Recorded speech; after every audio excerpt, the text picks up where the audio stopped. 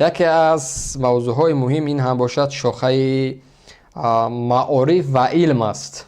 масъалаи илму маориф як масъалаи доғ аст имрӯз дар дохили Тоҷикистон, ки то имрӯз як масъулияти хоси худша пайдо накардааст. бадбахтона то имрӯз шохаи маорифи мо бисёр як шохаи фарсуда шуда. воқеан агар ки як мошини солҳои 60-ум 70-ум бигирӣ, ки имрӯз ҷое ба кор намерад, дига касе истифодааш намебара, чун корношоя ҳам шуда. ӯ не ки дига модерн як чизи таърихӣ мондааст, на, ӯ чизе ки дига корношоя ҳам шудааст. зиёд кор фармонданош дигар рехту рафт. маорифи моро ҳам бадбахтона бо омадани чунин вазирҳои камшуъур ва камфарҳанг имрӯз як шохаи бисёр заиф, бисёр фарсуда ва бисёр кӯҳнае боқӣ мондааст. фикр кунам пасттарин шохаи маориф баъд аз пошхӯрдани шӯравӣ ин шохаи маорифи мо аст. пасттарин баъд аз агар мо 15 кишвари пасошӯравӣ назар бикунем, ман фикр мекунам ки пасттарин шароити таълиму тарбия дар ватани мо аст. пасттаринаш. ва манро исботам мекунам. тасаввур кунед, як навор гарчанде кӯҳнарам буд, аммо боз ҳам барои мисол, як нафара рӯзноманигор савол метиҳад ки хоб Аҳмади Дониш дар Федератсияи Русия шаҳри Москва сафир қабул шудааст. шумо ба ӯ боварӣ доред? як нафар мегӯяд бале бисёр нафари хуб аст, албатта аз уҳдаи кор мебуро.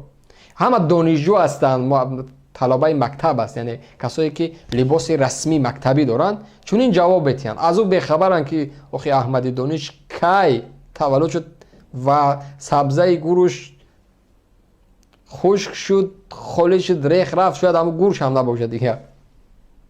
имрӯз мардами мо мафкураш то андозае аст ки дига намедонад ки Аҳмади Дониш кай таваллуд шуд, кай аз дунё гузашт. ӯ дига марказ, ҷавоное ки дар марказ ҳастанд. дар ҳама кишварҳо аслан табақаи марказ бояд каме интеллигент боша, фаҳмишаш каме фарқ бикуна, каме бояд дидгоҳаш фарқ бикуна.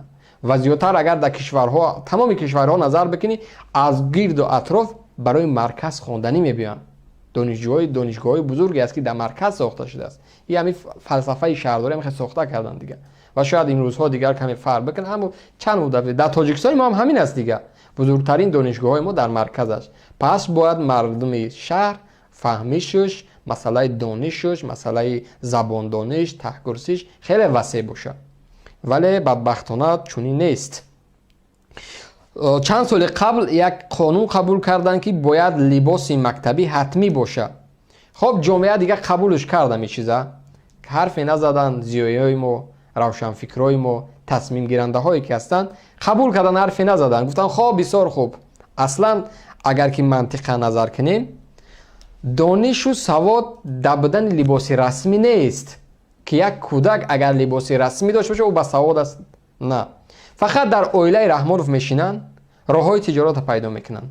хо паспорт, шиноснoma фурӯхтанд, ҳуҷҷати ронандагӣ фурӯхтанд, масъалаи сиёҳои мошина сиёҳ кардан маблағкоркунӣ буд.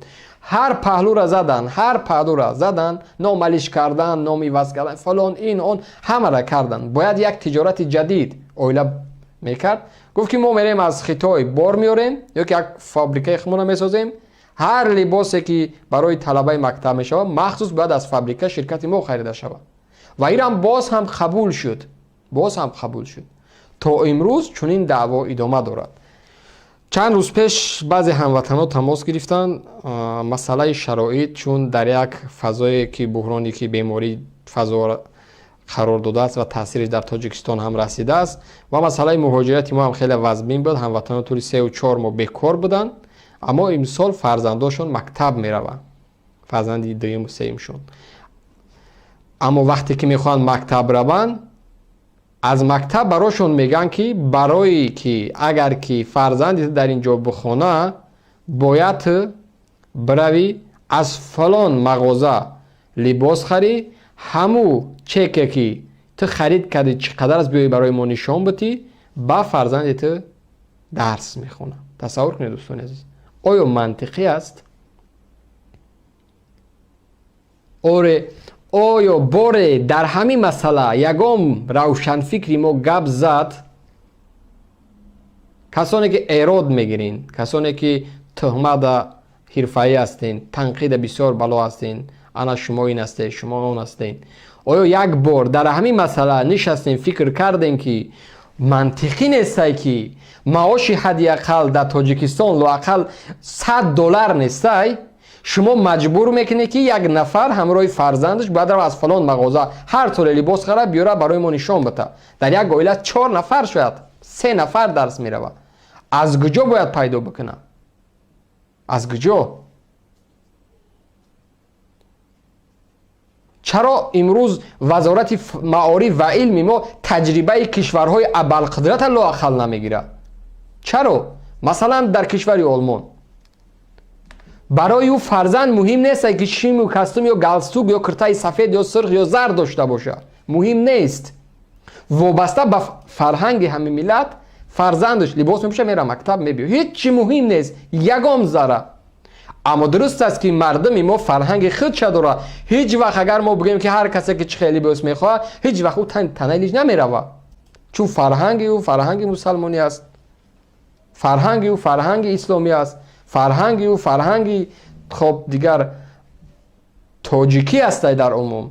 لااقل کار میکنه که برای فرزندش چیکار کنه؟ یک لباس درست وابسته به شرایط و امکاناتش بخره. شاید از برادرش خورده است برای بچه خوردش دیگه میگذاره. شاید چنین است. من امروز به کسانی که ایراد میگیرین، به کسانی که تنقید میکنین، به کسانی که گویا دیدگاه سیاسی ما را پهلوی دیگر میکشه طلب میکنم اگر که شخصان علاهیده هستین، یعنی که زیر کدام سازمان یا که زیر کدام حکومت زیر کدام وزارت شما رب ندارین، پس این نقطه را در سطح راهبریت بلند بکنین. در رسانه هاتون، در سایت های مخصوصتون بشینین بنویسین که آیا منطقی است که برای یک شهروند جمهوری تاجیکستان زمانی که در عائله‌اش بحران اقتصادی قرار داره در خانه او دیگر امکانیت نداره باید شما اونها را مجبور بکنین که لباس مخصوص بگیرن برای فرزنداشون بعد به مکتب ببرن؟ آیا علم و دانش در لباس است یا که در کلاه او؟ زمانی که نورالدین سعیدوف وزیر معارف شد یک کس اعتراض کرده که جای اون نفر سیرک است، تئاتر لختک است، با مردم لختک بازی کنه، در کاخ سیرک یک سکچه را بگیره گیر بگیر بده و مردم تماشاش بکنن. یک نفر اعتراض کردین. بچه وزیر معارف و علم چی کسی میتونه باشه؟ کسی که زبان مادریش نمیدونه، کسی که فهمیش و دیدگاهش مثل یک کودک نوزاد است اصلا، کسی که اخی من نمیدونم از او را با چی من شباهت بتم. در همون ناموس کودکم واقعا وقتی که اگر من با کودکش برابر بکنم ظلم از حق همین کودک. با همون کودک هم یا ماننده ندارن. چگونه شما خاموش بودین در این شب و روز؟ یک از حرف نزدین. امروز هم باز هم زیایای کشور کسای اهل قلم چرا در این مسئله حرف نمیزنین؟ چرا موضوع داغ شما نمیگیرین برای مردم؟ برای چی؟ شما پس برای چی این؟ یک نقطه در قلمتون تیزه، یک نقطه در قلمتون نمی نویسه؟ اگر که می نویسین ده همه پهلو بنویسین، اگر که نمی نویسین دخالت نکنین، برین در خانه هاتون بشینین، برین خطه هم خانوادگیتون بشینین، یک دنبال کار و باری خودتون بشین. چرا کار میگیرین وقتی که در ترازو بازی میکنین؟ برای چی؟ چرا پس شما رو باید سخت حرف نزد؟ برای چی باید شما را احترام کرد؟ به کدام خاطر؟ برای همینه که یک نقطه‌ای که برای شما برای منفعتون است تیز میدوین، یک نقطه‌ای که برای منفعت ملت است خاموشین. بچه یک مردک میره نان عربه میکشه، میره نان میفروشه، میره سلفن میفروشه، یک زن مردی کاری میکنه در بازار، از کجا باید فرمای مخصوص پیدا بکنه؟ برای اثبات من خواهش میگم هموطنا تماس بگیرن، فکر و اندیشه هاشون برای ما بگن که آیا همین حرفی من حقیقت داره یا که نه. اگر حقیقت داره، اگر هر نفری که آینده کوشش میکنه ایراد بگیری برای ما، باور بکن ما شما را دسیما یک شخصیت، یک انسان قبول نمیکنم دیگر. به خاطری که این مسئله در شما حرف نمیزنین. شما مسئول هستین، شما را هم حق چیزا دارین، شما را هم از او وطن هستین. مردم شما را باور کرده است، مردم برای شما امید کرده است. برای چی کار نمیکنید؟